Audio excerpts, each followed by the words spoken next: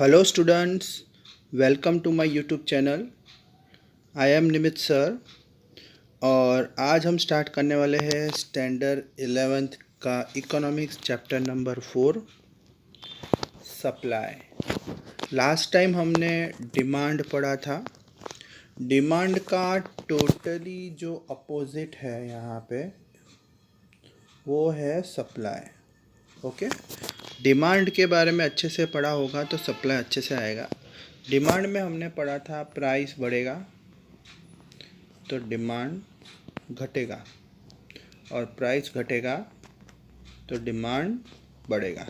तो देखते हैं आज सप्लाई में हम क्या पढ़ने वाले हैं। सप्लाई में सबसे पहले हमें ये पढ़ना है कि meaning of stock and supply. So stock और सप्लाई क्या होता है वो हम एक एक करके बारी बारी पढ़ने वाले हैं। सबसे पहले हम प्रोडक्शन के बारे में पढ़ेंगे।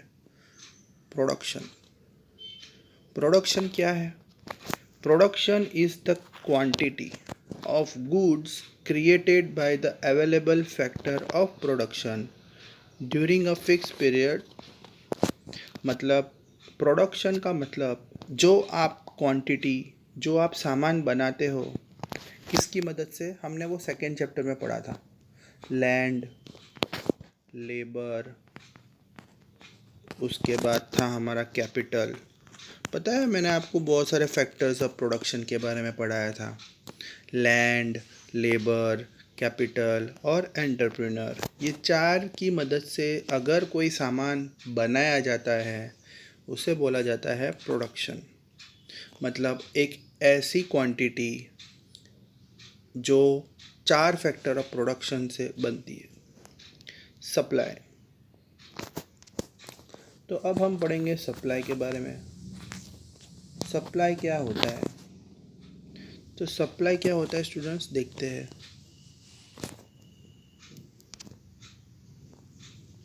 Supply, so it is the amount of production which a producer is able and willing to sell in the market at a given price। Supply का मतलब जो प्रोड्यूसर ने सामान बनाया है, जो प्रोडक्शन उसने किया है, अगर उसकी कैपेसिटी है और उसकी इच्छा है, मतलब अगर सेलर को अच्छा प्राइस मिलेगा तो वो मार्केट में सेल करेगा अपना सामान, उसे सप्लाई बोला गया। इसका शॉर्ट डेफिनेशन मतलब एबिलिटी होनी चाहिए, मतलब सेलर की उतनी कैपेसिटी होनी चाहिए कि वो प्रोडक्शन कर पाए सामान का, और उसकी इच्छा भी होनी चाहिए। देखिए, अगर उसको अच्छा प्रॉफिट मिल रहा है तो वो अपना सामान बेचेगा, अगर उसे प्रॉफिट नहीं मिल रहा है तो वो अपना सामान नहीं बेचेगा, क्योंकि कोई भी सेलर होता है उसको मैक्सिमम प्रॉफिट कमाना होता है। तो प्रॉफिट कमाना है और प्रॉफिट अच्छा मिल रहा है तो सेलिंग 100% होगी। तो उसकी एबिलिटी और विलिंगनेस तो होनी चाहिए और मार्केट में उसको अच्छा प्राइस मिलना चाहिए। ओके। स्टॉक क्या होता है? Total available amounts of good with a producer which can be offer for sale. Available amount of goods का मतलब होता है जैसे अगर गोडाउन में बहुत सारा माल पड़ा है।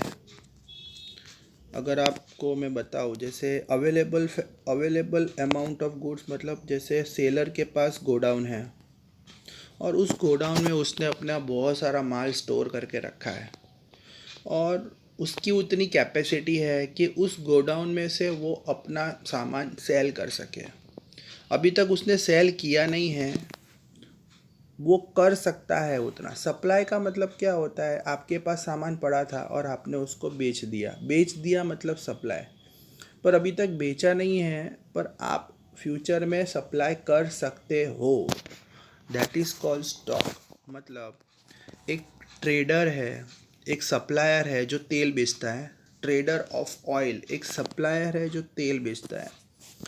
राजकोट का है, मतलब वो राजकोट में तेल बेचता है। उसके पास 500 पैकेट पड़े हैं गोडाउन में, पर उसने मार्केट में सिर्फ 300 पैकेट ही सेल आउट किए। तो कितने उसने सेल आउट किए? 300 बेचे। 300 बेचे तो ये हो गया आपका सप्लाई। और अब उसके पास कितने बचे हैं, 200 बचे, तो वो हो गया स्टॉक। जितना बच गया वो गोडाउन में स्टोर हो जाएगा और जितना बिक गया वो सप्लाई हो जाएगा। अगर आपके पास समझ लो 1000 चॉकलेट्स पड़ी है, उसमें से आपने 600 सेल कर दी, तो 600 सप्लाई हो गया और जो बच गई वो स्टॉक हो गया। वो आप फ्यूचर में भी बेच सकते हो, जितना माल बच गया वो स्टॉक। विलिंगनेस टू सेल, यहाँ पे सप्लाई के थोड़े बहुत इम्पोर्टेंट टॉपिक्स हैं। थोड़े बहुत सप्लाई के यहाँ पे फ्यू कंसेप्ट बताए गए हैं। Willingness to sell, entire amount of goods available with the producer or trader is not supply. जो सामान सप्लायर के पास पड़ा है गोडाउन के अंदर, वो सप्लाई नहीं है। सप्लाई कब होगा, जब वो मार्केट में बेचेगा, जब उसकी एबिलिटी और उसकी विलिंगनेस होगी, उसको अच्छा प्राइस मिलेगा, तब वो सप्लाई करेगा। मतलब अगर आपने मार्केट में बेच दिया वो सप्लाई है, पड़ा है सामान वो सप्लाई नहीं है, वो स्टॉक है। तो यहाँ पे सबसे पहले आपकी विलिंगनेस होनी चाहिए, पहले तो आपकी इच्छा होनी चाहिए। सेलर अपनी इच्छा सप्लाई करने की कब बताएगा, जब उसको मैक्सिमम प्रॉफिट मिलेगा। प्रॉफिट मिलेगा तभी वो मार्केट में सेल करेगा। ओके।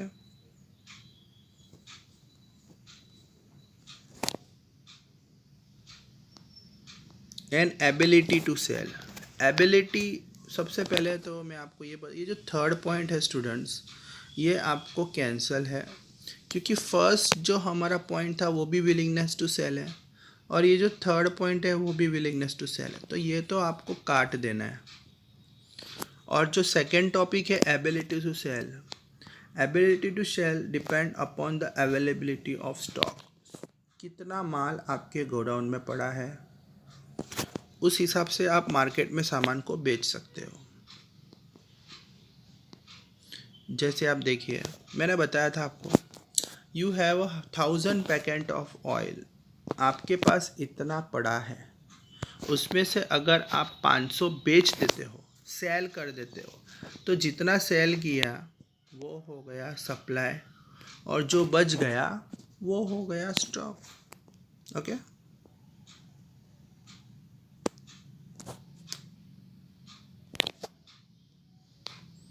अब हम आगे बढ़ते हैं, स्टॉक और सप्लाई का डिफरेंस। सेम है। स्टॉक क्या होता है, स्टॉक का मतलब टोटल अमाउंट अवेलेबल, जितना गुड्स आपके पास पड़ा है जो आप बेच सकते हो पर अभी तक बेचा नहीं है, that is called stock. Okay. और सप्लाई का मतलब क्या होता है कि जो आपने ऑलरेडी आप सप्लाई कर चुके हो, जो आप विलिंग एंड एबल आप बेच सकते हो, आपने बेच दिया। सप्लाई का मतलब होता है कि आपकी एबिलिटी है, आपकी इच्छा है, क्योंकि आपको मार्केट में अच्छा प्राइस मिल रहा है, तो वो हो जाएगा आपका सप्लाई। जैसे इसमें मैं आपको बताऊं कि अगर कोई trader, when a trader is not able and willing to sell, अगर मुझे अपना सामान नहीं बेचना है, नहीं मेरे पास उतनी कैपेसिटी है, मतलब मैंने मार्केट में अपना सामान नहीं बेचा, नॉट विलिंग टू सेल मतलब आपने नहीं बेचा क्योंकि आपको आपके सामान की प्रॉपर प्राइस नहीं मिल रही है, तो आपने सोचा यार मुझे प्रॉफिट तो मिल नहीं रहा है तो मैं नहीं बेचता, तो आपने नहीं बेचा, तो वो हो जाएगा स्टॉक। जब आप मार्केट में सामान को नहीं बेचते तो सीधी बात है, आपका गोडाउन में माल पड़ा है, आप सोचोगे फ्यूचर में जब प्राइस बढ़ेगा तब बेच दूंगा, तो अभी आपने उसको स्टॉक करके रखा हुआ है।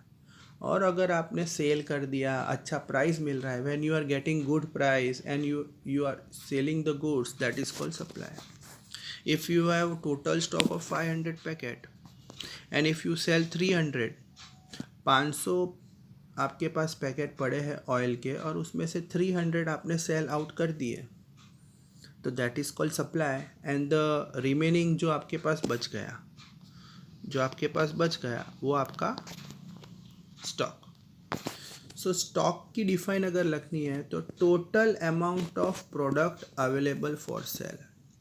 टोटल अमाउंट का मतलब जैसे आपका ये गोडाउन है, गोडाउन में जितना भी माल आपका पड़ा है, जितना भी माल पड़ा है, 1000 पैकेट ऑफ ऑयल पड़े हैं, total available goods, that is called stock. Supply is always less than stock, क्योंकि देखो इसका एक मार्केट का रूल होता है, जितना माल पड़ा रहता है सारा का सारा कोई नहीं बेचता। स्टॉक मतलब समझ लो आपके पास 1000 क्वांटिटी है ना, तो आप सब नहीं बेचोगे, 400 बेचोगे। 400 ऑयल बेचा, 600 बच गया। ओके,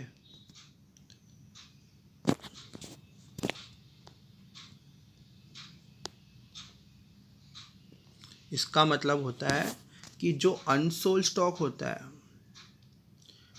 इसमें यह बताया गया होता है कि सप्लाई हमेशा स्टॉक से कम होता है, क्योंकि सब बेच दोगे मार्केट में और कभी भी प्रोड्यूसर अपना सारा सामान नहीं बेचता, वो फ्यूचर के लिए बचा के रखता है। मतलब यहाँ पे बताया गया कि जो सप्लाई होता है वो हमेशा स्टॉक से कम रहता है और स्टॉक हमेशा बढ़ा रहता है। स्टॉक हमेशा ग्रेटर रहेगा।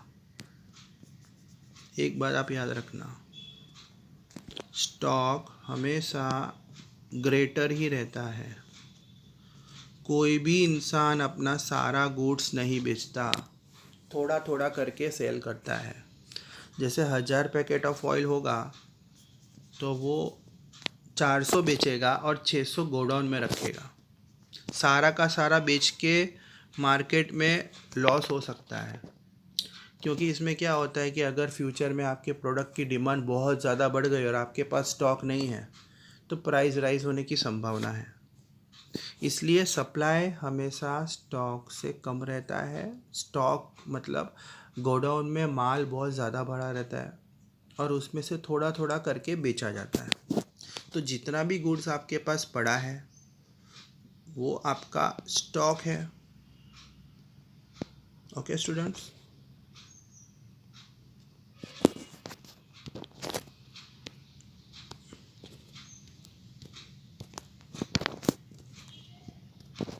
और अब ये हमने डिफाइंस पढ़ ली।